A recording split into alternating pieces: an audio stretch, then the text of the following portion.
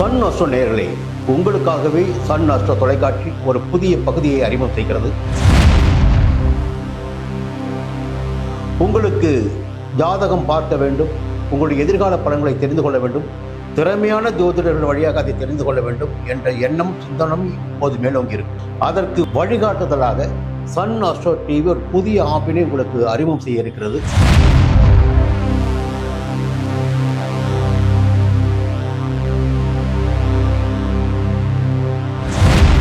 நேரடியாக நீங்கள் தொடர்பு கொண்டு உங்களுடைய சந்தேகங்களை கேட்கலாம், ஜாதக பலன்களை அறியலாம், எதிர்காலத்தை துல்லியமாக தெரிந்து கொள்ளலாம்.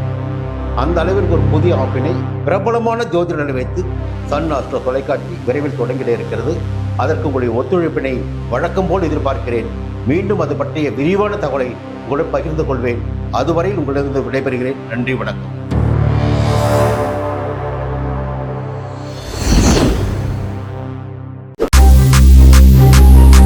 ஒவ்வொரு ஆண்டு பிறக்கின்ற போதும் இந்த ஆண்டு எப்படி இருக்கும், பொதுவான நிலை எப்படி இருக்கும், உலக நிலை எப்படி இருக்கும் என்று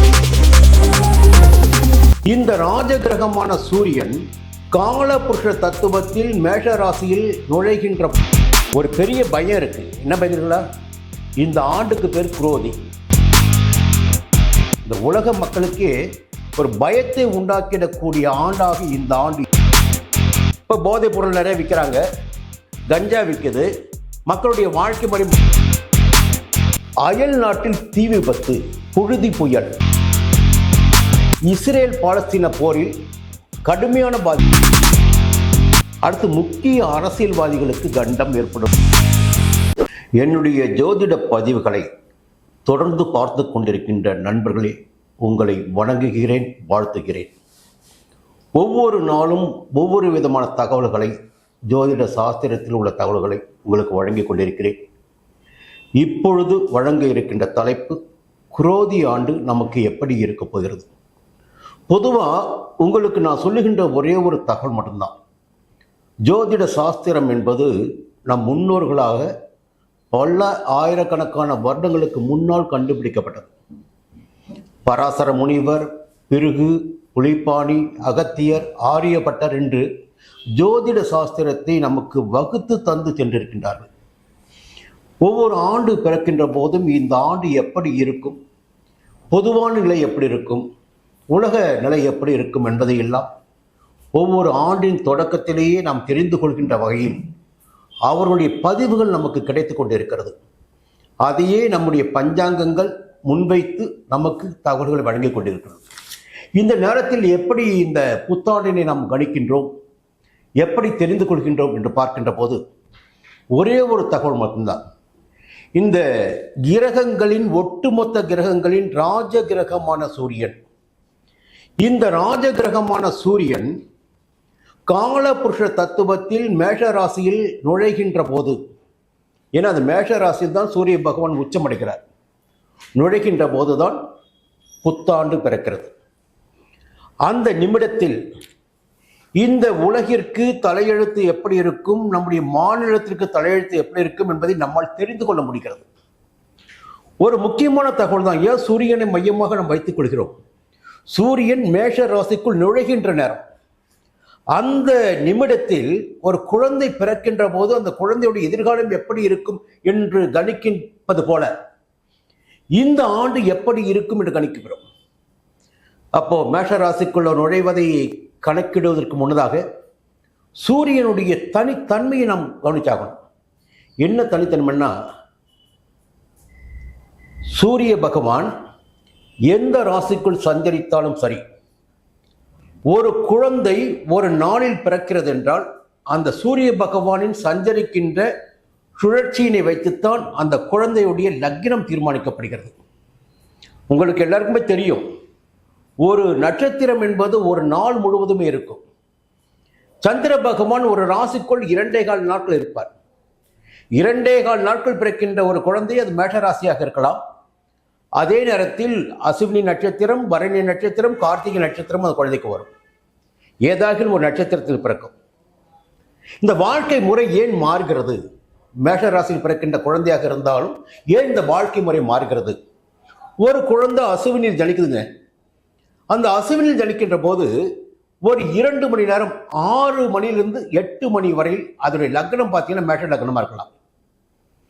8லிருந்து 10 மணி வரை பார்த்தீங்கன்னா அது ரிஷப லக்னமாக இருக்கலாம்.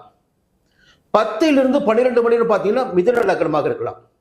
ஒவ்வொரு நாளும் ஒரு நட்சத்திரத்தில் ஒரு குழந்தை பிறந்தாலும் அந்த குழந்தையின் தலையெழுத்து எப்படி தீர்மானிக்கப்படுகிறது என்றால் இந்த 12 லக்னங்கள் மாறிக்கொண்டே இருக்கும். ஒரு நாளில் பிறக்கின்ற குழந்தைகளுக்கு 2 மணி நேரத்திற்கு ஒரு முறை, உதாரணம் சொல்றேன், சுமாராக லக்னங்கள் மாறிக்கொண்டே இருக்கும். அப்போ தலையெழுத்து என்பது மாறிக்கொண்டே இருக்கும். ஒரே நாள் தான் பிறந்திருப்பீங்க, மாற்றம் பெற்றுக்கொண்டே இருக்கும். அத்தனை வலிமையான சக்தி மிக்க கிரகம் சூரிய பகவான். இந்த சூரிய பகவானை வைத்துத்தான் நம்ம ஜாதகத்தை கணித்துக் கொண்டிருக்கிறோம். 12 லக்னங்களை பார்த்து கொண்டிருக்கிறோம். ஒவ்வொரு நாளுமே அவர் எந்த ராசியில் சஞ்சரித்தாலும் சரி, அன்றைய முதல் 2 மணி நேரம் பார்த்தீங்கன்னா சூரிய பகவானுடைய சஞ்சாரங்களை வைத்து தான் லக்னம் கணிக்கப்படும். அப்போ லக்னத்திற்கு அதிபதி காரகன் இவர் தான், சூரிய பகவான் தான். சரி, இந்த சூரிய பகவான் இந்த மாதம் ஏப்ரல் மாதம் 14ஆம் தேதி சித்திரை 1ஆம் தேதி மேஷ ராசிக்குள் சஞ்சரிக்கின்ற நிலையை வைத்து பஞ்சாங்கங்கள் நமக்கு வகுத்து தந்திருக்கின்ற வெண்பா இந்த ஆண்டு எப்படி இருக்கும்? பயப்பட வேண்டியதில்லைங்க. ஏன்னா ஒவ்வொரு ஆண்டும் மாற்றம் என்பது நிகழ்ந்து கொண்டே இருக்கும். இந்த மாற்றத்தை நாம் முன்னதாகவே தெரிந்து கொள்வதன் வழியாக நாம் வாழ்க்கையை எப்படி நடத்துவது, எப்படி நாம் எச்சரிக்கையாக இருப்பது என்பதை தெரிந்து கொள்ள முடியும். ஒரு பெரிய பயம் இருக்கு. என்ன பயந்துங்களா? இந்த ஆண்டுக்கு பேர் குரோதி. அந்த குரோதி ஆண்டுக்கு ஒரு வெண்பா பார்த்தீங்கன்னா, கோர குரோதிதனில் கொள்ளை மிகும் கல்வரினால், கோர குரோதிதனில் கொள்ளை மிகும் கல்வரினால் பாரில் சனங்கள் பயமடைவர், பாரில் ஜனங்கள் பயமடைவர். கார்மிக்க அற்பமழை பெய்யும், கார்மிக்க அற்பமழை பெய்யும், மங்கு குறையுமே, சொற்ப விலை உண்டனவே சொல். இப்போ மிகப்பெரிய ஒரு வெண்பாவிற்குள் 4 வரிகளுக்குள் இந்த எதிர்வருகின்ற ஆண்டு எப்படி இருக்க போகிறது என்பதை முன்னதாகவே வகுத்து தந்திருக்கிறது ஜோதிட சாஸ்திரம். இந்த ஒவ்வொரு ஆண்டு நீங்க பார்க்கும்போது பார்த்தீங்கன்னா, இந்த ஜோதிட சாஸ்திரம் இந்த வெண்பாவை எப்படி வழங்கி கொண்டிருக்கிறதோ அதை வைத்துத்தான் பலன்கள் நடைபெற்றுக் கொண்டிருக்கிறது. உதாரணத்திற்கு பல்வேறு பஞ்சாங்கங்கள் என்ன சொல்ல முடியும்? இன்றைக்கு மழை பெய்யுமா? மழை பெய்யும். இன்றைக்கு புயல் அடிக்குமா? புயல் அடிக்கும். இன்றைக்கு தீ விபத்து ஏற்படுமா? தீ விபத்து ஏற்படும். இன்றைக்கு பூகம்பம் உண்டாகுமா? பூகம்பம் உண்டாகும்.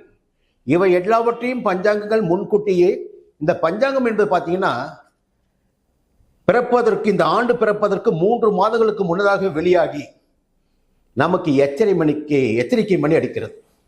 அப்போ சரி, இந்த ஆண்டு எப்படி இருக்கும் சொல்லிட்டோம். அப்போ உலகில் வாழும் மக்களுக்கு பயம் உண்டாகும். முதல்ல ஒரே வரிங்க, இந்த உலக மக்களுக்கே ஒரு பயத்தை உண்டாக்கிடக்கூடிய ஆண்டாக இந்த ஆண்டு இருக்கும். இதை நாம சொல்லலை, இந்த வருட பலன் சொல்லுது. அடுத்து பார்த்தீங்கன்னா, புதிய வகை வைரஸ் நோய்கள் உண்டாகும். ஒரு பெரிய பயம் நமக்கு இருந்துட்டு இருக்கு. கொரோனாவை சந்திச்ச மக்கள் நாம இந்த வைரஸ் நோயினாவே பயம் ஒன்று இருக்கு. அந்த வைரஸ் நோய் எப்படி உருவாக்குன்னு சொல்றாங்க, அது சொல்றாங்க. புதிய வகை வைரஸ் நோய்கள் இந்த ஆண்டில் உண்டாகும். மத்திய மாநில அரசுகள் புதிய சட்டங்களை உருவாக்கி நிறைவேற்றுவார்கள். அதுக்கு என்ன காரணமா இருக்கும் புரிஞ்சுக்க கொஞ்சம். சட்ட ஒழுங்கு சீர்குலையும். இப்போ போதைப் பொருள் நிறைய விற்கிறாங்க, கஞ்சா விற்குது, மக்களுடைய வாழ்க்கை முறை மாறிக்கிட்டு இருக்கு, கலவரங்கள் அதிகமாக போயிட்டு இருக்கு. இதை கட்டுப்படுத்துவதற்காக மத்திய அரசாங்கமும் மாநில அரசாங்கமும் புதிய திட்டங்களை தீட்டி நடவடிக்கைகளை மேற்கொள்வார்கள். அப்போ புதிய சட்டங்களை அரசுகள் உருவாக்கிடக்கூடிய ஆண்டாக இந்த ஆண்டு இருக்கும். மழை அளவு குறையும். இப்போ எந்த நேரத்தில் மழை பெய்யணுமோ அந்த நேரத்தில் மழை பெய்யாது. விவசாயத்திற்கு தேவையான அளவிற்கு மழை இல்லாமல் போகும். வீணாக மழை பெய்யும். தேவையற்ற நேரத்தில் மழை பெய்யும், தேவையற்ற இடங்களில் மழை பெய்யும். இந்த ஆண்டு பலன்களில் அதுவும் இருக்கிறது. இப்போ வைரஸ் நோய் உருவாக போது சொல்லிட்டாங்க. அந்த வைரஸ் நோய் எப்படி உருவாகும்னா, குப்பையில் இருந்து பரவும் வைரஸ் நோயால் மனிதர்களுக்கு கடுமையான பாதிப்பு உண்டாகும். அப்போ குப்பை கூலங்களில் மிகுந்த எச்சரிக்கையாக இருக்க வேண்டும். உதாரணத்திற்கு நம்மை விட இந்த சுகாதார பணியாளர்கள், குப்பை சேகரிப்பவர்கள், இவர்கள் எல்லாம் மிகுந்த எச்சரிக்கையாக இந்த காலகட்டத்தில் இருக்க வேண்டும். இந்த பலன் பார்த்தீங்கன்னா உலகம் முழுவதற்கும் சொல்லப்படுகின்ற பலன். குப்பையிலிருந்து ஒரு வைரஸ் நோய் பரவும், அது மனித குலத்தை சங்கடத்திற்கு ஆளாக்கும். நல்லா புரிஞ்சுக்கிங்க. இதில் எப்படி எச்சரிக்கையாக இருக்க போகிறோம் என்பது நம்முடைய வாழ்க்கை முறை. அடுத்து இன்னொரு விஷயம் சொல்றாங்க, விபத்துகள் அதிகரிக்கும். குறிப்பாக நெடுஞ்சாலையில் விபத்துகள் அதிகரிக்கும். இப்போ நீங்களே பார்த்துட்டு இருப்பீங்க, கார்லாம் பார்த்தீங்கன்னா 140, 160, 120 கிலோமீட்டர் போயிட்டு இருக்கு. பிரேக் அடித்தா கண்டிப்பாக எங்கேயா போய் உடையணும். அந்த அளவுக்கு தான் வேகமாக இருக்குது. இந்த ஆண்டு பஞ்சாங்கத்தில், இந்த ஆண்டு பலனில், வருகின்ற ஆண்டில் விபத்துகள் அதிகரிக்கும், குறிப்பாக நெடுஞ்சாலை விபத்துகள் அதிகரிக்கும் சொல்லப்பட்டிருக்கு. அடுத்து பார்த்தீங்கன்னா, மேலை நாட்டில் சிறுபான்மையினருக்கு பாதிப்பு உண்டாகும். இப்போ மேலை நாட்டில் இருக்கின்ற மதங்கள் என்னன்னு தெரியும் உங்களுக்கு. அப்போ அங்கே இருக்கின்ற சிறுபான்மையினர் யாருன்னா அது நாம கூட இருக்கலாம். எப்படி? மேலை நாடுகள் இருக்கின்ற சிறுபான்மையினர் நாம கூட இருக்கலாம். அங்கே பாதிப்பு உண்டாகும், சிறுபான்மையினர் தாக்கப்படுவார்கள் என்கிற ஒரு நிலை இந்த ஆண்டு பலனில் இருக்கிறது. அயல் நாட்டில் தீ விபத்து, புழுதி புயல் என்பது ஏற்பட்டு அதன் வழியாக பெரிய சங்கடங்கள் ஏற்படும். அப்போ இப்படியே ஒரு வாய்ப்பு இருக்கிறது. இஸ்ரேல் பாலஸ்தீன போரில் கடுமையான பாதிப்பு ஏற்படும். இந்த உலகமே திரும்பி பார்த்து கொண்டிருக்கிறது. அந்த போரை எவராலும் கட்டுப்படுத்த முடியவில்லை. போர் நீண்டு கொண்டே இருக்கிறது. அந்த போர் பார்த்தீங்கன்னா கடுமையான விளைவுகளை ஏற்படுத்தும், உயிர்களை சேதப்படுத்தும் இந்த பஞ்சாங்கத்தில் இருக்கு. அடுத்து பார்த்தீங்கன்னா, இந்த ஆன்லைன் வியாபாரம் பாருங்க, அது மிகப்பெரிய மோசடியை ஏற்படுத்தும். ஆன்லைன் வியாபாரம் அதிகரிக்கும் ஒரு பக்கம், ஆனால் மிகப்பெரிய மோசடியை ஏற்படுத்தும். மக்கள் அதனால் பாதிக்கப்படுவதற்கு வாய்ப்புகள் இருக்கிறது. அப்போ கொஞ்சம் எச்சரிக்கையாக நம்ம இருக்கணும். மின்சார கட்டணம் உயரம் ஒரு பக்கம். என்னதான் கவர்மெண்ட்டை நான் அது கொடுக்குறேன் இது கொடுக்குறேன் சொன்னாலும் மின்சார கட்டணத்தை உயர்த்தக்கூடிய நிலையும் இந்த ஆண்டில் இருக்கும். அதை நம்ம புரிஞ்சுக்கணும். மருந்து, மளிகை பொருட்கள், அத்தியாவசிய தேவையான மருந்து, உணவுக்கு தேவையான மளிகை பொருட்கள் விலை கடுமையாக உயர்வதற்கு வாய்ப்புகள் இருக்கிறது இந்த ஆண்டில். இதையும் நீங்கள் புரிஞ்சுக்கணும். காவல்துறையில் பல மாற்றங்கள் ஏற்படும். என்ன காரணம் மாற்றங்கள் ஏற்படும்? காவல்துறையில் இருக்கின்ற பழையவர்கள் குற்றவாளிகளுக்கு நெருக்கமானவர்களாக இருப்பார்கள். அதை அரசாங்கம் மாற்ற முயற்சி செய்யும். காவல்துறையில் நியாயமாக செயல்படுவதற்காக பல மாற்றங்கள் உருவாவதற்கும் இந்த ஆண்டில் வாய்ப்புகள் இருக்கிறது. அரசியலில் எதிர்பாராத மாற்றங்கள் ஏற்படும். நம்மளும் ஒரு பெரிய கணிப்பு போட்டுட்டு இருப்போம், இது ஒரு பலமான கட்சி, இது ஒரு சாதாரண கட்சி, இவர்களால் வெற்றி பெற முடியாது, இல்லை கணிப்பு போட்டுட்டு இருப்போம். ஆனால் கணிப்புகள் எல்லாம் போய்க்கின்ற அளவிற்கு அரசியலில் பெரிய மாற்றங்கள் ஏற்படும். இதையும் இந்த ஆண்டு பலனில் நாம் பார்க்கின்றோம். வயிறு சம்பந்தப்பட்ட பிரச்சனைகள் தான். மனிதர்களுக்கு பார்த்தீங்கன்னா ஒவ்வொரு காலகட்டத்திலும் ஒரு பிரச்சனை உருவாகும், ஒரு நோய் உருவாகும். இந்த ஆண்டில் மனித குலத்திற்கு வயிறு சம்பந்தப்பட்ட பிரச்சனைகள் அதிகரிப்பதற்கு வாய்ப்புகள் இருக்கிறது. இங்கே அடிப்படை ஒரே ஒரு விஷயம்தான், உணவு முறை மாறி போச்சு. அப்போ அதன் காரணமாக இந்த பிரச்சனை உருவாவதற்கு நமக்கு வாய்ப்புகள் இருக்கிறது. அடுத்து ஒரு பெரிய விஷயம் என்னன்னா, மக்களிடையே பணப்புழக்கம் இல்லாமல் போகும், பொருளாதாரம் சிறப்பாக இருக்காது. உலக அளவில் சொல்லப்படுகின்ற பலன் இது. அப்போ பணப்பழக்கம் என்பது நிச்சயமாக குறைய ஆரம்பிக்கும். இப்போ எல்லாமே இப்போ ஜிபே, ஃபோன்பே இப்படி போயிட்டு இருக்கும். கையில் பணம் இருப்பது என்பது குறைய ஆரம்பித்து விடும். பொருளாதார நெருக்கடியும் ஏற்படும். இதுவும் ஒரு பலன் கூறப்படுகிறது. வனப்பகுதிகளில் மழை அதிகரிக்கும். காட்டில் போய் மழை பெஞ்சு என்னங்க பண்ணுறது? நாட்டில் பெஞ்சா பரவாயில்ல, காட்டில் போய் மழை பெய்கிறாங்க. அடுத்து நடிகர்களுக்கு வருவாய் பாதிப்பு. இந்த பெரிய பிரம்மாண்டமாக ஒரு படத்தில் நடித்த உடனே 5 கோடி 10 கோடி இன்னும் வாங்கிட்டு இருக்காங்க பாருங்க. அப்படிப்பட்ட நடிகர்களுக்கு வருமானத்தில் பாதிப்பு ஏற்படக்கூடிய நிலையும் இந்த ஆண்டில் ஏற்படும். இதுவும் இந்த ஆண்டு பலனில் கூறப்பட்டிருக்கின்ற பலன். அதே நேரத்தில் பார்த்தீங்கன்னா, மனிதர்கள் பூரா தோல்வி அடைகின்ற போது ஒரு இடம் இருக்கும், பயம் வரும்போது ஒரு இடம் இருக்கும். இந்த ஆண்டில் என்ன சொல்றாங்கன்னா, தெய்வ பக்தி அதிகரிக்கும். தெய்வ பக்தி ஒவ்வொருவருக்கும், தெய்வ பக்தி இல்லாதவருக்கும் அதிகரித்திடக்கூடிய ஆண்டாக இந்த ஆண்டு இருக்கும். எல்லையில் பதற்றம் இருக்கும். எல்லையில் சீனாவுடன் நமக்கு ஒரு பதற்றமான சூழலை நிலவை கொண்டிருக்கும். இந்த பதற்றத்தை மத்திய அரசு கண்டிப்பாக அது தவிர்த்து விடும். அடுத்து முக்கிய அரசியல்வாதிகளுக்கு கண்டம் ஏற்படுவதற்கும் வாய்ப்புகள் இருக்கிறது. இந்த ஆண்டில் அது தமிழ்நாடாக இருக்கலாம், நம்முடைய தேசமாக இருக்கலாம், நாம் பிரபலமாக நினைத்து கொண்டிருக்கின்ற முக்கிய அரசியல்வாதிகள் சிலருக்கு கண்டம் ஏற்படவும் வாய்ப்புகள் இருக்கிறது. பல அரசியல்வாதிகள் ஊழல் வழக்குகளில் சிக்குவார்கள். இது நம்ம எதிர்பார்க்கிற ஒரு தகவல் தான். இப்போ ஊழல் வழக்கு பார்த்தீங்கன்னா எல்லா இடத்துலையும் இப்போ பரவலாக கையாளப்பட்டிருக்கு. நிறைய பேர் மாட்டிக்கிட்டு வராங்க. ஆனால் இந்த ஆண்டு தொடக்கத்திலிருந்தே பார்த்தீங்கன்னா பல அரசியல்வாதிகள் ஊழல் வழக்குகளில் சிக்குவார்கள். ஆன்லைன் மோசடி அதிகரிக்கும். பிரபல நடிகர் ஒருவர் நடித்த படம் வெளிவருவதற்கு வாய்ப்பு இல்லாமல் தடைகள் ஏற்பட்டு கொண்டே இருக்கும். தடைகளை ஏற்படுத்துவார்கள். பிரபல நடிகர் ஒரு நடித்த படம் வெளிவர முடியாமல் தடை ஏற்பட்டு கொண்டிருக்கும். இந்த ஆண்டு பலனில் அதுவும் கூறப்பட்டிருக்கிறது. உணவு தட்டுப்பாடு ஏற்படுங்க. மெயினாக பார்த்தா உணவு தட்டுப்பாடு ஏற்படும். இப்போது விளைச்சல் எல்லாமே இல்லாமல் போச்சு. இப்போ மழையும் இல்லாமல் போக போகுது. உணவு தட்டுப்பாடு ஏற்படுவதற்கும் வாய்ப்புகள் இருக்கிறது. கடுமையான பஞ்சம் உண்டாகும் வாய்ப்பு இருக்கிறது இந்த ஆண்டு. இது ஏன் சொல்ல வரேன்னா, இதையெல்லாம் தெரிந்து கொண்டு நாம் எச்சரிக்கையாக இருக்க வேண்டும். அடுத்து ஒரு பக்கம் மழை இல்லை சொல்கிறோம். காலம் தவறிய பருவம் தவறிய மழை பெய்கின்ற போது ஒரு மிகப்பெரிய பாதிப்பு தமிழ்நாட்டில் ஒரு 7-8 மாவட்டங்களுக்கு இருக்கிறது. அந்த மாவட்டங்களின் பெயர்களும் குறிப்பிடப்பட்டிருக்கிறது.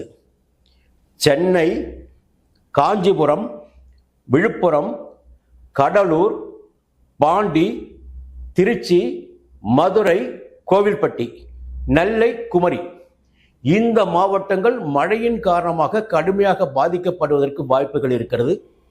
இந்த எச்சரிக்கை மணியை ஏன் பஞ்சாங்கம் சொல்லுதுன்னா, அரசாங்கம் இந்த விஷயங்களில் கவனமாக இருக்க வேண்டும். நான் பல்வேறு தகவல்களை கடந்த பதிவு சொல்லிட்டு இருக்கேன். பஞ்சாங்கத்தை காமிச்சு சொல்லியிருக்கேன். இப்போ புயல் உருவாகி இருக்கு. ரயில் விபத்து நடந்திருக்கு. விமான விபத்து நடந்திருக்கு. அதே போல்தான் இந்த ஆண்டு பஞ்சாங்க குறிப்பில் இத்தனை தகவல்கள் நமக்கு இருக்கிறது. இந்த தகவல்களை தெரிந்து கொண்டு நாம் எச்சரிக்கையாக வாழ்வோம், கவனமாக வாழ்வோம். மீண்டும் அடுத்த பதிவில் சந்திக்கிறேன். நன்றி, வணக்கம்.